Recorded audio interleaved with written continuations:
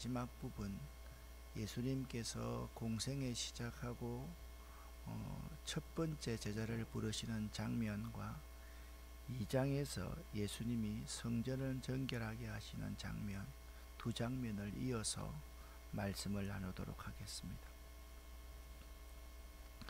예수님께서는 공생의 시작과 더불어서 첫 번째 해심자들이 생겨났습니다. 그 해심자는 적어도 한 4명 정도로 생각하는데 베드로와 안드레와 빌립과 그리고 나다나엘입니다. 혹자는 이렇게 말을 합니다. 처음에 베드로와 안드레가 예수의 제자가 되었을 때 익명의 한 사람이 있었는데 그 익명의 한 사람이 누구인가? 요한복음의 저자 사도 요한이었다. 자기 이름이니까 기록하지 않았다라고 생각하는 사람도 있습니다. 그러나 정확하게 본문에 나와 있는 바로는 4명이다. 그렇게 여러분 보시면 베드로와 베드로의 형제 안드레, 그리고 빌립과 나다나엘, 이 4사람이 예수님의 첫 번째 제자였다라고 보시면 됩니다. 그리고 2장 1절부터 해서 갈릴리 가나에서 첫 번째 표적을 보이셨는데 물로 포도주를 만드는 표적이었습니다. 물로 포도주를 만드신 예수님을 배우면서 참 기쁨의 잔치에는 예수께서 계셔야지 참 기쁨의 잔치가 있다. 그리고 이 예수님의 말씀에 순종할 때 참 기쁨이 계속된다라는 점을 함께 나누었습니다. 오늘 여러분과 함께 1장 35절부터 51절까지의 말씀을 먼저 한번 살펴보도록 하겠습니다. 예수님께서 공생애를 시작하시고 처음 4 제자를 부르시는 장면입니다. 35절, 36절 함께 읽겠습니다. 또 이튿날 요한이 자기 제자 중 2사람과 함께 섰다가 예수께서 근이심을 보고 말하되 보라 하나님의 어린 양이로다. 아멘. 보라 하나님의 어린 양이로다. 바로 전날 29절에 보면 요한이 하나님의 어린 양을 예수님이다 라고 말씀했습니다. 세례 요한은 함께 있던 제자들에게 예수가 그리스도임을 각인시키기 위해서 이 말씀을 다시 보라 하나님의 어린 양이로다. 물론 결론을 먼저 말하는 것 같지만 여기 2 제자는 누구냐? 베드로와 그의 형제 안드레입니다. 베드로와 그의 형제 안드레 역시 어제 일어났던 재반 상황과 요한의 증언을 상기했을 것입니다. 1장 28절 29절에서 세례 요한은 이렇게 말했습니다. 이튿날 요한이 예수께서 자기에게 나오심을 보고 이르되 보라 세상 죄를 지고 가는 하나님의 어린 양이로다 라고 세례 요한이 예수님에 대해서 말씀하셨습니다. 요한이 그의 2 제자 베드로와 그의 형제 안드레에게 예수를 하나님의 어린 양이라고 선포한 것은, 재차 선포한 것은 그들을 예수님께로 보내고자 함이었습니다. 자신의 제자를요, 새로운 스승인 예수님께 보낸다는 것, 이것은 결코 쉬운 일이 아닙니다. 이는 그리스도 앞에서 겸손함을 보이는 세례 요한의 신앙의 태도를 우리에게 잘 보여주고 있습니다. 사실 우리에게도 이런 마음이 있어야 하겠습니다. 내가 누구를 잘 양육하고 나면 그 사람이 나를 떠나는 것을 매우 두려워하는 것이 우리들의 모습입니다. 그러나 더 나은 사람이 있으면 그들을 떠나보낼 수 있는 겸손이 우리에게 참으로 필요합니다. 세례 요한의 태도는 이렇습니다. 항상 그는 흥하여야 하겠고 나는 쇠하여야 하리라. 주님이 잘 되실 수 있는 일이라면 모든 것을 다 버리고 희생하는 자세가 참 겸손의 자세인 것입니다. 37절부터 39절까지의 말씀을 함께 읽어보겠습니다. 두 제자가 그의 말을 듣고 예수를 따르거늘 예수께서 돌이켜 그 따르는 것을 보시고 물어 이르시되 무엇을 구하느냐 이르되 랍비여 어디 계시오니까 하니 랍비는 번역하면 선생이라. 예수께서 이르시되 와서 보라. 그러므로 그들이 가서 계신 데를 보고 그날 함께 거하니 때가 10시쯤 되었더라. 아멘. 두 제자가 그의 말을 듣고, 두 제자는 베드로와 그 형제 안드레라고 말씀을 드렸습니다. 이게 듣고라는 헬라어 에쿠산이라는 이 단어가 매우 중요한 말입니다. 이 에쿠산이라는 단어는 예수님의 말씀을 듣는다는 뜻에 사용된 단어입니다. 그리스도의 말씀, 복음을 듣는 것은 하나님의 은총을 받아들임이며 구원으로 가는 길입니다.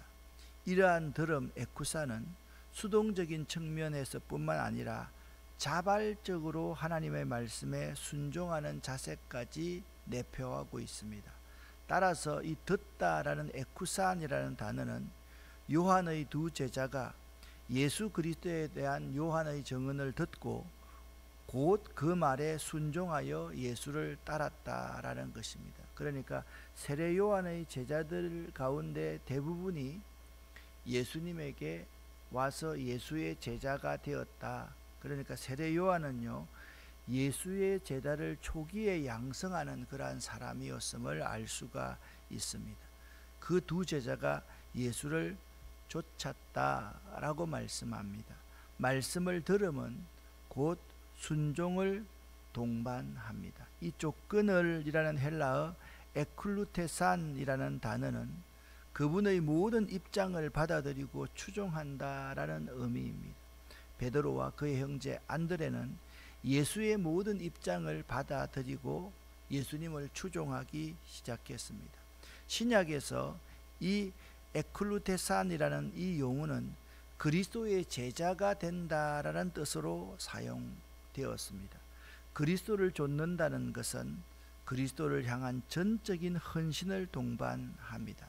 따라서 제자가 된다는 것은 구원뿐만 아니라 그분께서 당하시는 고난에까지, 그분으로 말미암아 당하는 고난에까지 동참하는 것을 의미합니다.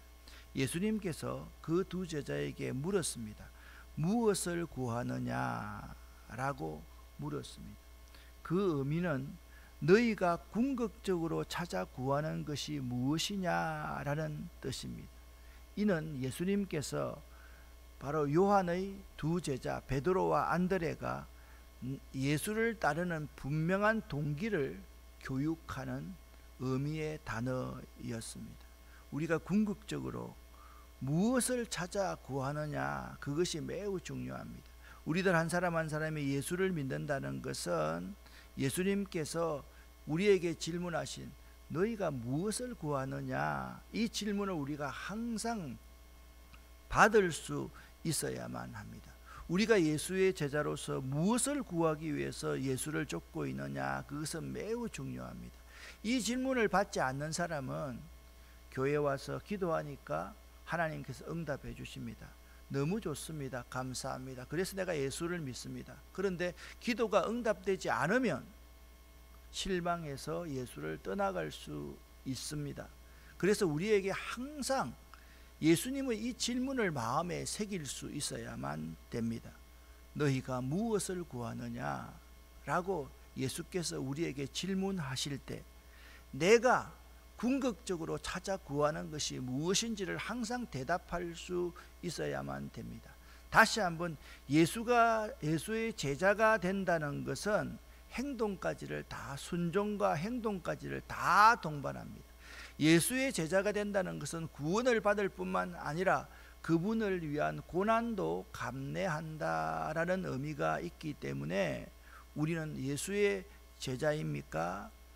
나는 예수의 제자입니다 라고 했을 때 우리가 구원받았을 뿐만 아니라 구원의 그 기쁨을 누릴 뿐만 아니라 예수님을 위해서 어떠한 고난도 감내하겠다라는 그러한 다짐이 우리에게 있어야만 하는 것입니다. 예수님께서 두 제자에게 말씀합니다. 와보라, 와서 보라. 이것은 그냥 하는 말이 아니라 랍비들이 권위 있게 초청할 때 사용한 말입니다. 랍비여 어디 계시오니까 라는 표현과 서로 상응합니다. 사도 요한은 당시 이 표현어법을 재현하여서 예수를 따르는 제자들의 모습과 그들을 초청하시는 예수의 모습을 생생하게 묘사해 주고 있는데, 예수님이 위대한 랍비가 사용하던 그 단어를 가지고 베드로와 안드레에게 와서 보라, 그렇게 그들을 초청하신 것입니다. 그런데 오늘 이 본문에서 그 때가 제10시쯤 되었더라, 그렇게 말씀하고 있습니다. 이 시각이 분명히 명시되어 있는 것은 저자 요한이 예수님과 두 제자의 만남이 역사적 사실임을 부각시키기 위함입니다. 이제 첫 번째 핵심자들에 대해서 다시 한번 정리하도록 하겠습니다. 40절부터 42절까지 말씀을 함께 읽겠습니다. 요한의 말을 듣고 예수를 따르는 두 사람 중에 하나는 시몬 베드로의 형제 안드레라. 그가 먼저 자기 형제 시몬을 찾아 말하되 우리가 메시아를 만났다 하고, 메시아는 번역하면 그리스도라. 데리고 예수께로 오니 예수께서 보시고 이르시되 네가 요한의 아들 시몬이니 장차 게바라 하리라 하시니라. 게바는 번역하면 베드로라. 아멘. 말씀드렸듯이 첫 번째 두 제자는 오늘 분명히 40절부터 42절에 말씀하고 있는 안드레와 그의 형제 베드로였습니다. 43절부터 49절까지 함께 읽겠습니다. 이튿날 예수께서 갈릴리로 나가려 하시다가 빌립을 만나 이르시되 나를 따르라 하시니, 빌립은 안드레와 베드로와 한 동네 벳세다 사람이라. 빌립이 나다나엘을 찾아 이르되 모세가 율법에서 기록하였고 여러 선지자가 기록한 그 일을 우리가 만났으니 요셉의 아들 나사렛 예수니라. 나다나엘이 이르되 나사렛에서 무슨 선한 것이 날 수 있느냐.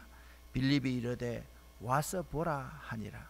예수께서 나다나엘이 자기에게 오는 것을 보시고 그를 가리켜 이르시되 보라, 이는 참으로 이스라엘 사람이라.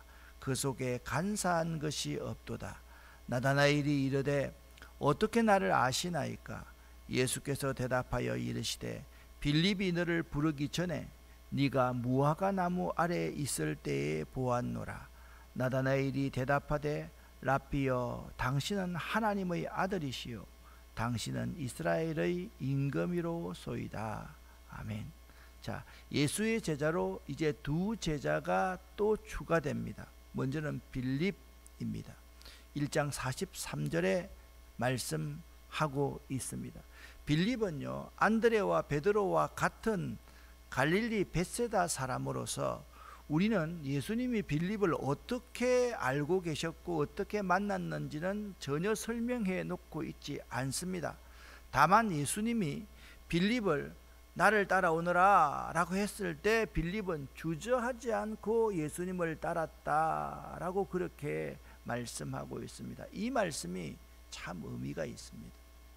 이유 없이 따지지 않고 묻지 않고 예수님이 나를 따르라 라고 했을 때 주저없이 빌립이 따랐던 것처럼 요한복음을 읽고 있는 독자들도 너희도 주저없이 나를 따르라, 그렇게 말씀하고 계시는 것입니다.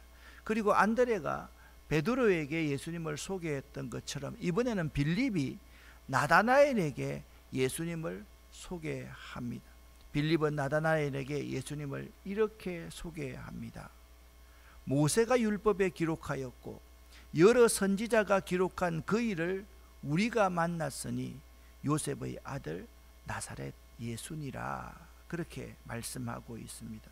우리가 만났다라고 표현을 하고 있는데 빌립이 안드레와 베드로와 함께 갈릴리 베세다 사람이기 때문에 함께 만났다라고 그렇게 말씀하고 있습니다. 빌립의 전도 방법은 탁월합니다. 예수님이 어떤 분인지 자신이 만난 예수님을 증언하고 있습니다. 가장 좋은 방법입니다. 누구에게 전도할 때 우리는 두 가지를 잘 알아야 됩니다. 예수님이 누구인지를 알아야 되고 내가 만난 예수님을 그에게 소개할 수 있어야만 합니다. 요즘에 오늘도 이제 10시부터 새가족 공부를 하는데요. 참 좋습니다. 여러분도 한번 오시면 좋겠습니다. 그런데 이렇게 제가 묻습니다. 예수님에 대해서 30분 이상 이야기할 수 있겠습니까? 그러면 사람들이 당황하기 시작합니다. 근데 우리가 믿는 믿음의 대상이 예수님인데 예수님에 대해서 30분 이상 정도 말하지 못한다는 것은 상당히 문제가 참 많이 있습니다. 이처럼 예수님을 만나서 예수님을 따르게 된 자는 다른 사람에게 예수님을 소개하게 되어 있습니다. 예수님을 증언하는 것입니다. 만남은 또 다른 만남을 만들고 다른 만남은 또 다른 만남을 만듭니다. 가장 일반적인 전도의 패턴이라 할 수 있습니다. 이것을 바로 관계 전도다. 관계에 있는 사람을 전도한다. 만남은 또 다른 만남을 만납니다. 요한복음 21장 2절에 의하면 나다나엘이라는 사람, 빌립이 다가간 나다나엘이라는 사람은 갈릴리 가나 출신입니다. 그런 의미에서 나사렛이라는 이 동네는 예루살렘이나 유대 사람들에게만 멸시를 받았던 것이 아니라 갈릴리 사람에게도 멸시를 받았던 곳이라고 할 수가 있습니다. 나다나엘은 이렇게 생각했습니다. 나사렛 같은 곳에서 선한 것이 나올 수 없다. 이것이 나다나엘이 가지고 있었던 편견이었습니다. 이 나다나엘의 편견에 대해서 빌립의 대답은 간단합니다. 빌립이 이르되, 그러니까 예수님에게 배운 전도 방법을 그대로 쓰는 겁니다. 와서 보라, 그렇게 나다나엘에게 말했습니다. 사람들의 다양한 생각들, 이미 가지고 있는 선입견이나 한쪽으로 치우친 편견, 그리고 사실과 다른 오해와 거짓들, 그 모든 것을 치료할 수 있는 전도 방법이 와서 보는 것입니다. 와서 보라. 지금 빌립의 도전은 단지 나다나엘에게만 한정되는 것은 아닙니다. 요한복음의 독자들을 향한 것이고 우리들을 향한 것입니다. 와서 보고 예수님을 만나라는 것입니다.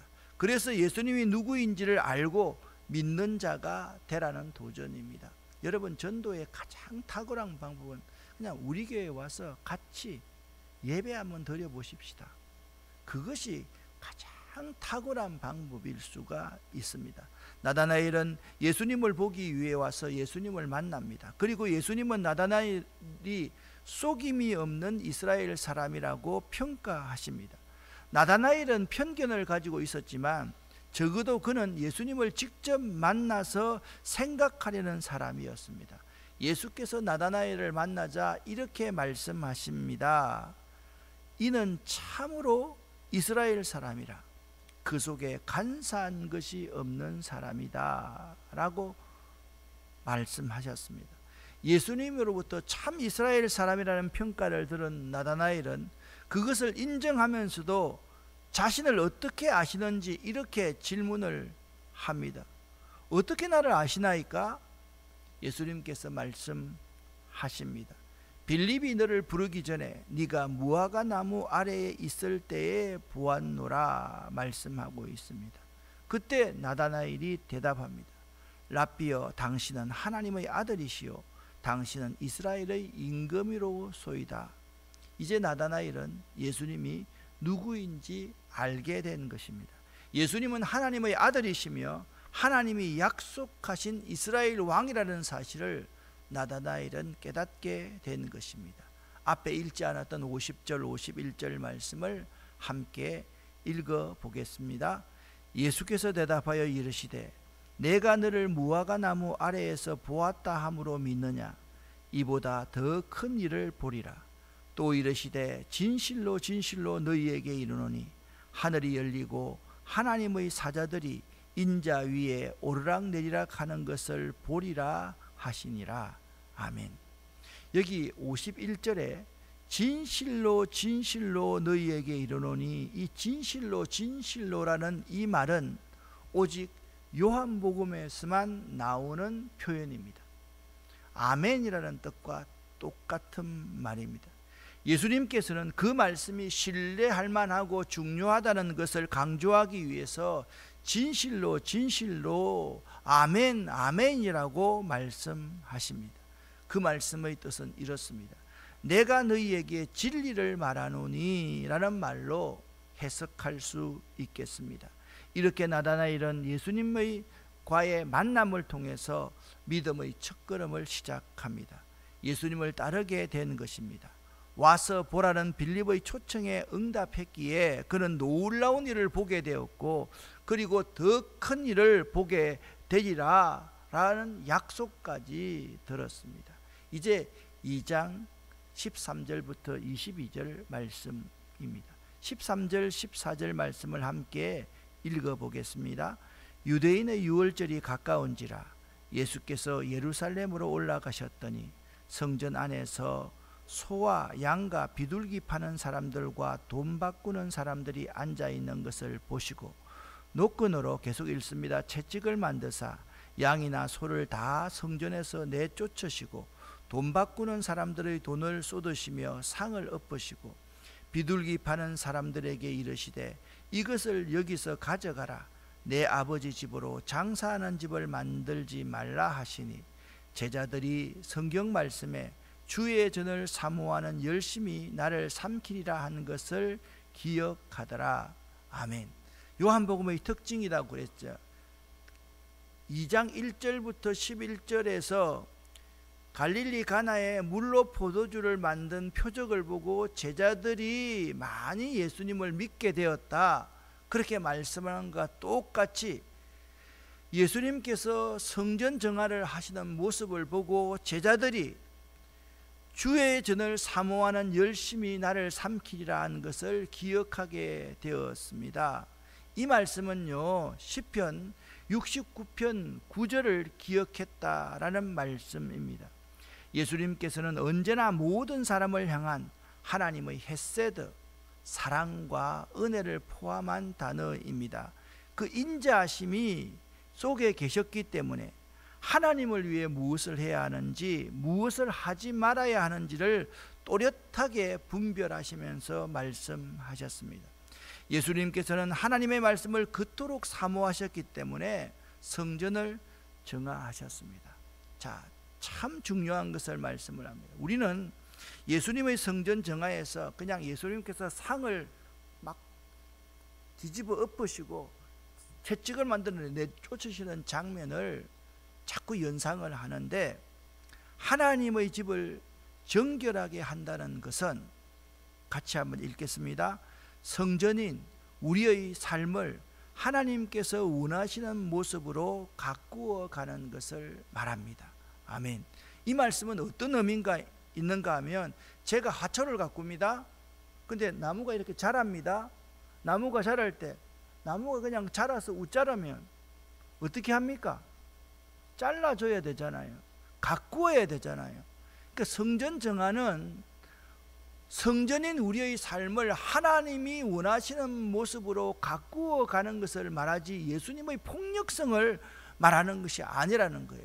내가 이 가지를 자른다고 해서 내가 이 가지를 사랑하지 않는 것인가요? 아니지 않습니까? 커피를 낼 때도 마찬가지입니다. 그냥 커피 내리면서 마지막 끝까지 내려 먹으면 그게 커피가 아니지 않습니까? 버려야 될 것을 과감하게, 자 20g을 내리면 200ml를 먹겠다, 이게 있으면 그냥 그것만 딱 내려서 먹으면 되는데 마지막까지 다 먹으려면 안 되는 것입니다. 하나님의 성전인 우리가 하나님이 원하시는 모습으로 가꾸어 갈 수 있어야만 됩니다. 이에 유대인들이요 반박하기 시작합니다. 당신이 도대체 무슨 근원으로 이렇게 하느냐?